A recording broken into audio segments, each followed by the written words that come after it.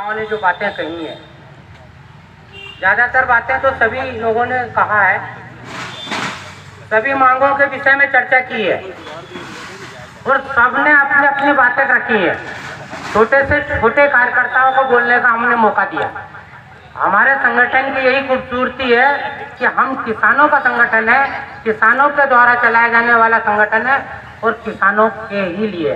किसी राजनीतिक मंच पर ऐसा बोलने का अवसर सिर्फ प्रोटोकॉल के अंतर्गत आता है। प्रोटोकॉल होता है उनका और उस प्रोटोकॉल के अंदर ही बोलने का कहते हैं कि फलाना वक्ता बोलेगा, फलाना नेता बोलेगा और फलाना व्यक्ति माला पहचानाएगा।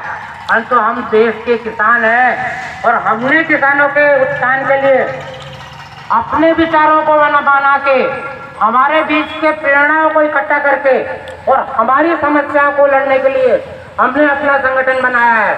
और जब हम अपना संगठन बनाते हैं तो हमारे पास छोटी छोटी सी समस्याओं के लिए, छोटी छोटी सी बातों को लड़ने के लिए हमारे पास विचार आते हैं। हर कार्यकर्ता अपनी विषय रखता है और उसको अधिकार है हमारे संगठन के अंदर, तो उसको विषय रखना भी चाहिए और उस विषय पर हमारे पदाधिकारियों को चिंतन भी करना चाहिए। यदि वो कार्यकर्ताओं का चिंतन नहीं कर रहे हैं तो ये समझो कि वो संगठन के नेतृत्व नहीं कर रहे हैं, वो अपना स्वयं का नेतृत्व कर रहे हैं। उस नेतृत्व को अपना पुनः निरीक्षण, जब मैं कहता हूँ जिस प्रकार कहा जाता है सिंहावलोकन, अपने आप का सिंहावलोकन भी करना चाहिए। जिस प्रकार से हत्या करता है, शिकार करता है, तो पीछे मुड़कर जरूर देखता है मेरा तुम गलती तो नहीं। इसी प्रकार कार्यकर्ताओं को भी, हमारे सभी लोगों को इस विषय पर चिंतन करना चाहिए। बंधुओं, ये जो लड़ाई है, ये लड़ाई हमारी है, ऐसा अपने को मानना चाहिए। और ये लड़ाई क्यों है? हम सरकार से मांग नहीं मांग रहे हैं। कोई कहे कि हम मांगते हैं, मांगना हमारा काम नहीं है। हम देश के 130 करोड़ लोगों को भोजन करवा रहे हैं, इस देश के किसानों का पेट पाल रहे हैं। हम किसान मांगने के लिए नहीं पैदा हुए और हम मांगते भी नहीं। कहते नहीं हमारी मांगे, हम मांगे नहीं मांग रहे हैं बंधु, हम न्याय मांग रहे हैं। और न्याय क्या है? इस देश का 60% किसान गांव में रह रहा, इस देश का 60% जनता गांव में रह रही है। इस देश की 60% जनता इस देश के 80 करोड़ लोगों को पाल रही है और इस 80 करोड़ लोगों को रोजगार देने का काम कौन कर रहा है? तो हमारे देश का किसान कर रहा है। कितने लोग फैक्ट्रियों में काम करते हैं, कितने लोग शासकीय कर्मचारी है, कितने लोग व्यापारी है, कितने लोग शहरों में रहकर स्वयं का रोजगार चला रहे हैं। जरा गणना करो, अंगुलियों में लाखों और हेक्टरों, लाखों और करोड़ों में रह जाएगी। हम 130 करोड़ की बात करते हैं। 1965 के अंदर जब देश गेहूं मांग रहा था, विदेशों से आयात कर रहा था, इस देश के किसान ने अपनी चुनौतियां स्वीकार की और इस देश के लोगों ने, किसानों ने कहा कि मेरा बच्चा भूखा रह जाएगा, परंतु मेरे देश के नेतृत्व को बाहर से अन्न आयात करने के लिए नहीं करने दूंगा। और उन्होंने मन से, वचन से, कर्म से और रात दिन खेतों में मेहनत करके इस देश के को अन्न के उत्पादन में विश्व में अग्रणी कर दिया।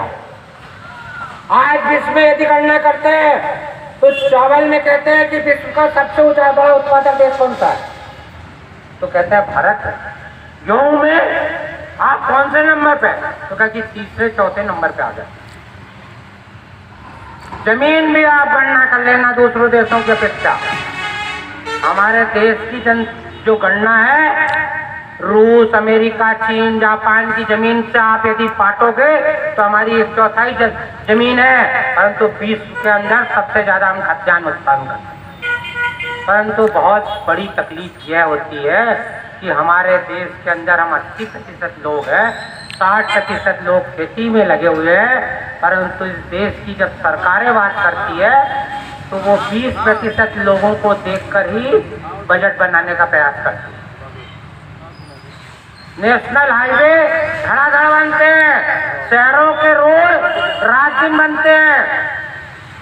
मेरा बलबीर जी जैसा एक कार्यकर्ता है, कहता भैया जी मेरी जमीन का सीमांकन कर दो, मेरे गोये का सीमांकन कर दो।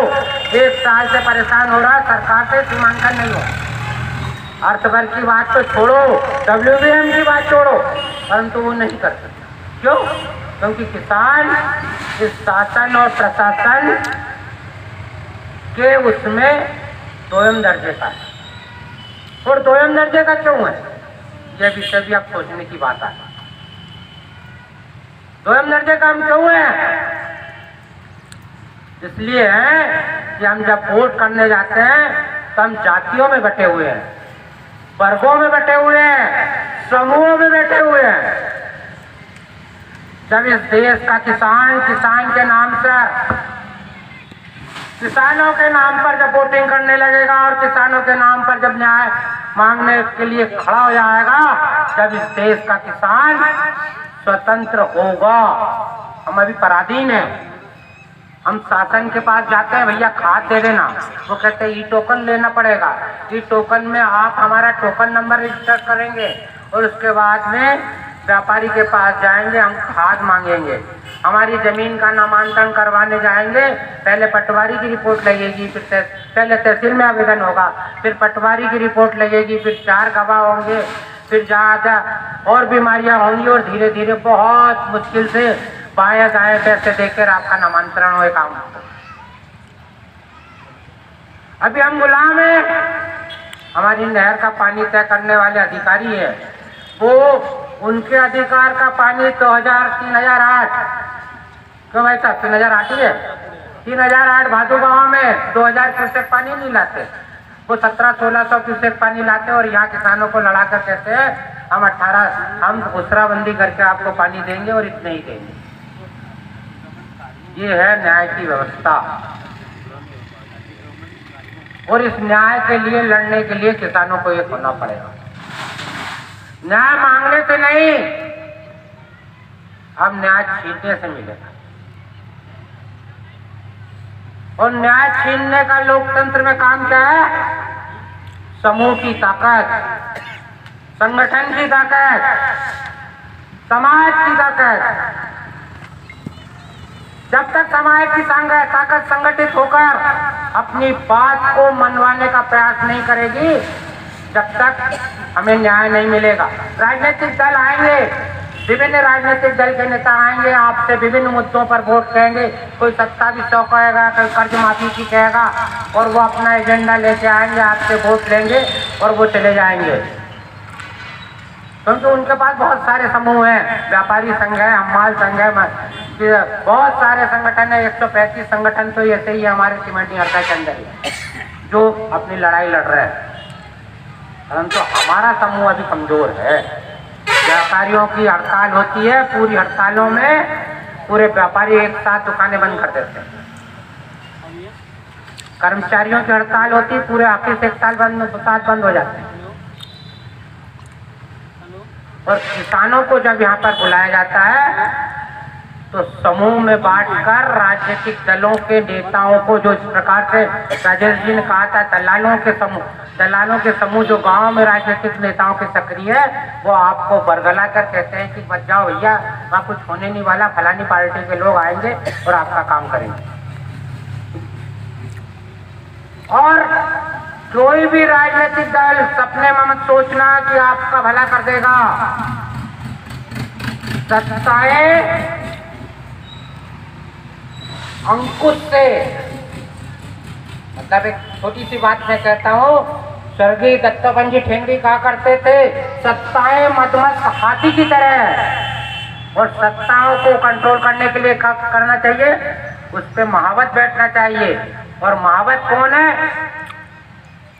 हमारा संगठन। और उसको चलाने वाले कौन है? जिसके पास अंकुश है। और संगठन नामक अंकुश जब ताकत से उस मदमस्त हाथी पर कंट्रोल करेगा तो वो मदमस्त हाथी भी झुकेगा, बैठेगा और हमारी बातें मानेगा। तो संगठन नामक जो संगठन जो है वो अंकुश है, और इस अंकुश को मजबूत करने के लिए, जैसे हरिओम जी ने कहा है कि हमारी ग्राम इकाइयों को मजबूत करना पड़ेगा और किसानों के अंदर चेतना का जागृत करना पड़ेगा। आज जो कार्यकर्ता बैठे हैं 78-80 कार्यकर्ता जो है आज जो आए हैं, उन कार्यकर्ताओं के मन के अंदर चिंतन करना पड़ेगा कि कहाँ हमारे साथ में अन्याय हो रहा और इस अन्याय से लड़ने के लिए हमें क्या करना पड़ेगा। तो इस अन्याय से लड़ने के लिए जब हमारी ताकत शक्ति प्रदर्शन के रूप में, संगठन के रूप में जब समाज के अंदर, इस प्रशासन के अंदर और इस राज सत्ता के सामने दिखेगी, तो उनको उस मधुमस्त हाथी को जिस प्रकार अंकुश की ताकत से हम नीचे बिठा देते हैं, उनको मानने के लिए मजबूर होना पड़ेगा। हमारी ताकत अभी थोड़ी कमजोर है, फिर भी भारतीय किसान संघ की ताकत ने बहुत कुछ किया है शारदा जिले के। जिस मंडी के अंदर लूटामारी होती थी, उस मंडी के अंदर इलेक्ट्रॉनिक प्लेट काटा इस भारतीय किसान संघ की ताकत ने खड़ा किया है। इस छोटे से कार्यकर्ताओं ने 10-12 कार्यकर्ता जो बैठते थे, इन्होंने इस मंडी के अंदर उस लूटामारी को रोककर हरदा जिले के अंदर प्लेट काटा चालू करवाया। मध्य प्रदेश की पहली मंडी है जो मंडी, उसके अंदर हमने इलेक्ट्रॉनिक प्लेट काटा चालू करवाया सबसे पहले। ये भारतीय किसान संघ के कार्यकर्ता ही ताकत है। इस फसल बीमा को कोई नहीं जानता था। 2000 के अंदर अभी प्रशासन के अधिकारी आने में थोड़ा शेष है, जब तक मैं अपनी बात रख रहा हूँ।